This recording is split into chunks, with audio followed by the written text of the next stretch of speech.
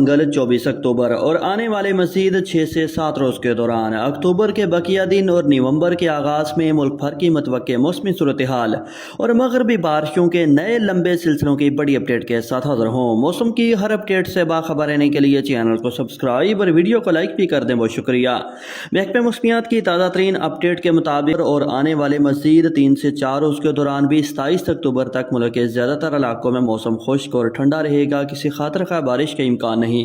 تاہم الورز 27، 28، 29 اکتوبر سے مغربی بارشوں کے نئے سلسلے کے زیر اثر بلوچستان، سندھ، پنجاب، خیبر پختونخوا سمیت ملک کے مختلف علاقوں میں بادل آنے اور گرج چمک تیز ہواؤں کے ساتھ صرف کہیں کہیں بارش کا امکان، زیادہ تر علاقوں میں بادل چھائے رہنے، صرف بوندا باندی یا ہلکی بارش ہی ہو سکتی ہے۔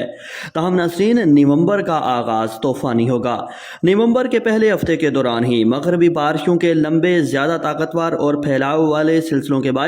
ملک کے زیادہ تر علاقوں میں گرج چمک تیز ہواؤں اور آندھی کے ساتھ زیادہ طوفانی بارشوں، پہاڑوں پر برف باری اور بعض علاقوں میں اولے پڑنے کا امکان بھی ہے، جس کی وجہ سے ملک بھر میں سردی کی شدت میں اضافہ ہوگا اور خطرناک اسموگ میں کمی آئے گی۔